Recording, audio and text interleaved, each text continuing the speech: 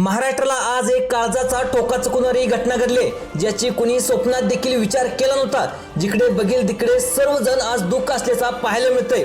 पण अनेक लोक विचारत आहेत, मीडियाला देखील प्रश्न विचारत आहेत, नंतर सरकारला देखील प्रश्न विचारतात।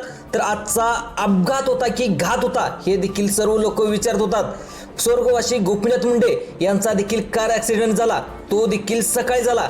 त्यानंतर पाहिलं तर अजितदादाचा देखील जो विमानाचा अपघात झाला तो देखील सकाळी झाला।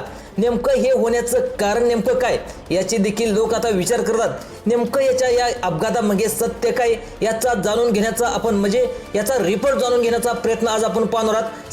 सकाळी 8 वाजण्याच्या सुमारास बारामतीत झालेल्या विमान अपघातात अजितदादा पवार आपल्यामधून कायमचे निघून गेले। ही बातमी ऐकून महाराष्ट्रामध्ये सर्वांनाच रडू कोसळले। राज्याच्या मुख्यमंत्र्यांनी तात्काळ यावर पोलिसांच्या चौकशीचे आदेश देखील या ठिकाणी देण्यात आले आहेत। या चौकशी दरम्यान या विमान अपघाताचं खरं कारण आता जेव्हा समोर आले तेव्हा संपूर्ण महाराष्ट्राला सगळ्यात मोठा धक्का ठिकाणी बसलाय। कोणी विचार सुद्धा केला नव्हता। अपघाताचं कारण सुद्धा या ठिकाणी असं देखील असू शकतं। मग खरंच या विमान अपघाताचं नेमकं कारण काय होतं, कोणाची चुकी होती, कारण काय बघा, हा नुसता अपघात आहे का घात आहे हे देखील पाहणं अतिशय गरजेचं आहे। हे विमान अपघात होण्याविषयी पोलिसांना ज्यावेळी तपासाची यंत्र वेगळ्या मार्गाने फिरवली त्यावेळी अवधी 2 तासामध्ये सर्व विमान तपासणी या ठिकाणी समोर आलेला आहे। आणि एक धक्कादायक माहिती ज्यावेळी पोलिसांच्या हाती लागली, ज्यावेळी सगळ्यात मोठे महाराष्ट्राला काळजाचा ठोका चुकवणारा दुसरा मोठा धक्का बसलाय। हा धक्का ऐकूनच अनेकांचं या ठिकाणी धाबत दणाणले। सकाळी जेव्हा एका विमान बारामतीमध्ये येतं आणि परंतु यामध्ये अजितदादा पवार असतील असं कोणाला सुद्धा स्वप्नात सुद्धा वाटलं नव्हतं। परंतु आकाशात जेव्हा ही विमान घिरट्या घालत होतं त्यानंतर अवघ्या 10 ते 15 मिनिटांमध्येच त्याचा अपघात झाला अशी बातमी देखील आली। आता सुरुवातीला सांगितलं गेलं की अजितदादा पवार यांच्यामध्ये या ठिकाणी विमानामध्ये बसले होते, त्यांची प्रकृती या ठिकाणी व्यवस्थित आहे, फक्त चिंताजनक आहे, त्यांना हॉस्पिटलमध्ये हलवलंय अशा प्रकारच्या बातम्या देखील येत होत्या। परंतु या ठिकाणी मोठमोठ्या एबीपी माझा नंतर TV9 या न्यूज चॅनलने अगदी काही 5 ते 10 मिनिटातच अचानक त्यांचा मृत्यू झाल्याची दुसरी बातमी या ठिकाणी समोर आली। या ठिकाणी महाराष्ट्रातला पहिला मोठा धक्का बसलाच होता। परंतु सुरुवातीला वाटलं होतं विमानात काही बिघाड झाला असेल किंवा धावपट्टी दिसत नव्हती, या ठिकाणी विमान चालकाला त्या काहीतरी झालं असेल, असं वातावरणात काही बदल झाल्यामुळे हे काहीतरी वेगळा विषय झाला असेल असं वाटत होतं। पण याचं कारण या ठिकाणी पोलिसांनी असाच शोध लावला। आता या ठिकाणी संपूर्ण धक्कादायक सत्य या ठिकाणी समोर आलेलं आहे। हा नेमका अपघात होता की हा अपघात कोणी घडवून आणला होता हे देखील पाहणं अतिशय गरजेचं आहे। बघा, नेमका हा अपघात विमानाचा का झाला हे देखील पाहणं अतिशय गरजेचं आहे।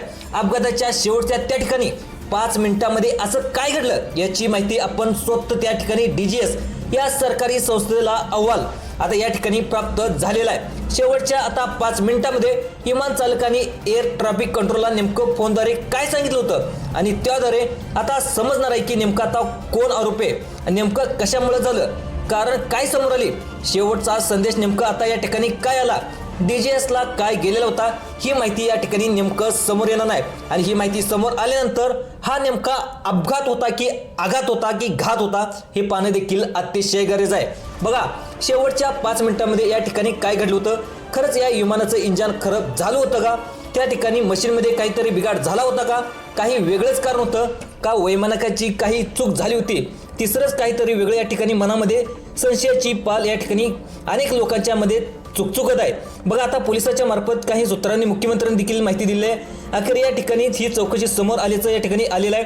मग वेगळं काही कारण होतं का, नेमकं आता अपघाताच्या या ठिकाणी नेमकं काय घडलं होतं, चूक कोणाची होती, अपघाताच्या आदल्या दिवशी रात्री नेमकं काय घडलं होतं, या प्रकरणाची कोणती तिसरी शक्यता आहे का, अपघात खरं कारण काय आहे, आता या ठिकाणी रिपोर्टमधून सविस्तरपणे या ठिकाणी जाणून घ्या। सकाळ पाहायला गेलं तर सकाळची बुधवारची 28 जानेवारी या ठिकाणी रात्र भयानक काळची या ठिकाणी आपल्या दादावर आली। सकाळचे 8 वाजले होते। बारामतीचा या ठिकाणी सर्व परिसर एका अचानक स्फोटद्वारे या ठिकाणी वाजू लागला, त्यामुळे संपूर्ण महाराष्ट्र आदरला। बघा, दादा हे सकाळी मुंबईला होते। आता मुंबईला असल्यावर त्यांनी सकाळी त्यांना लवकर उठायची सवय देखील होती। ते लवकर उठले, आंघोळ पाणी करून या ठिकाणी ते विमानतळावर जायला निघाले। त्याच्या अगोदर ते जायच्या अगोदर त्या विमानतळावर देखील विमान रेडीच होतं आणि त्यावेळेस त्यांनी जे काही वैमानिक आहेत त्या विमान देखील व्यवस्थित चेक केलं। पण ते विमान चेक करत असताना नेमका तिथे कुठे घात झाला का ते देखील पाहणं अतिशय गरजेचं आहे। कारण बघा, जे काही विमान कंपनीमध्ये देखील कोणी घात केला का हे देखील पाहणं अतिशय गरजेचं आहे। याच्यामध्ये हे देखील पाहणं अतिशय गरजेचं आहे, व्यवस्थित नीट होतील। आता सगळ्यात महत्त्वाचं म्हणजे ते तिथून विमानामधून सुरुवातीला मुंबई ते पुण्यापर्यंत हे विमान अतिशय व्यवस्थित आलं। ज्यावेळेस बारामतीच्या गोजोबाई या क्षेत्रामध्ये विमान उतरलं त्यावेळेस विमानामध्ये अचानक वेगळा काहीतरी आवाज येऊ लागला। त्यावेळेस वैमानिकांनी देखील फोनद्वारे या ठिकाणी संपूर्ण माहिती विमानाच्या जे काही व्यवस्थापन असते DNS या संस्थेला दिला, पण या ठिकाणी आवाज देताच या ठिकाणी तात्काळ काहीतरी होतंय असं देखील या ठिकाणी वाटलं आणि अचानक स्फोटचा आवाज आला। तेथील काही नागरिकांनी देखील आवाज सुनला आणि अक्षरशः विमानाचे 2 तुकडे झाले। आता हे देखील तुम्ही ऐकलं असेल, पण नेमकं पुढचं येतं नेमकं सत्य काय, विमानाचा अपघात का झाला याचं देखील महत्त्वाचं म्हणजे विमानानं जे विमान आहे त्या विमानाच्या कंपनीनं ज्यावेळेस विमानामध्ये एखादा व्यक्ती बसतो त्यावेळेस संपूर्ण विमान चेक करूनच या ठिकाणी विमानाच्या व्यक्तीला बसवलं जातं। पण याच्या अगोदर जे काही कर्मचारी आहेत त्या कर्मचाऱ्यांनी व्यवस्थित विमान चेक केलं नव्हतं का ते देखील पाहणं अतिशय गरजेचं आहे। बघा सगळ्यात महत्त्वाचं जिने महाराष्ट्राच्या काळजाचा ठोका चोखला मग पोलिसांनी अशी यंत्र फिरवली, या ठिकाणी नेमकं काय सत्य समोर आले, धक्कादायक बातमी या ठिकाणी काय समोर आले लक्षात ठेवा, तुम्हाला लगेच पुढे सांगणार आहे। अजितदादा पवार यांचा दुर्दैवी मृत्यू कशामुळे झाला सगळ्यांनाच मोठा प्रश्न पडलाय।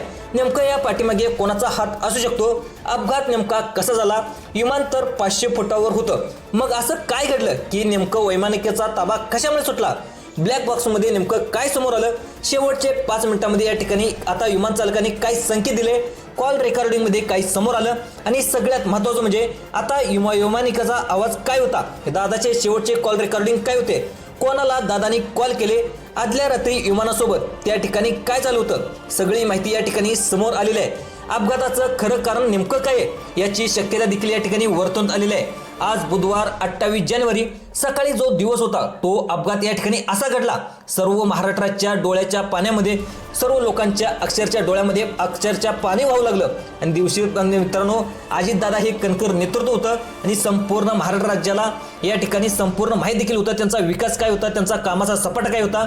त्यामुळे अजितदादा आपल्यातून गेल्याने संपूर्ण महाराष्ट्रातून या ठिकाणी दुःख देखील व्यक्त केलं जातंय। पण दुःख व्यक्त करत असताना जसं गोपीनाथ मुंडेंचा ऍक्सिडेंट घडवून आणला असा देखील लोकांनी त्यावेळी संशय व्यक्त केला होता, तशाच प्रकारे अजितदादाचा देखील घात केला असल्याचा काही लोकांच्या महाराष्ट्राच्या लोकांचं देखील या ठिकाणी मत आले, ही देखील माहिती आता या ठिकाणी समोर येत आहे। आता रात्री अजितदादाच्या निघण्याच्या प्रचंड तयारीत होते, कारण प्रत्येक राजकारणात सगळीकडे तापलेलं होतं। मुंबई महापालिकेच्या निवडणूक देखील मुंबईचा महापौर कोण होणार, तसेच या ठिकाणी जिल्हा परिषद असेल, पंचायत समितीच्या निवडणुकीचा धोरणा असेल, संपूर्ण महाराष्ट्रामध्ये उडत होता आणि अजितदादा पूर्ण ताकदीने मैदानात उतरले होते।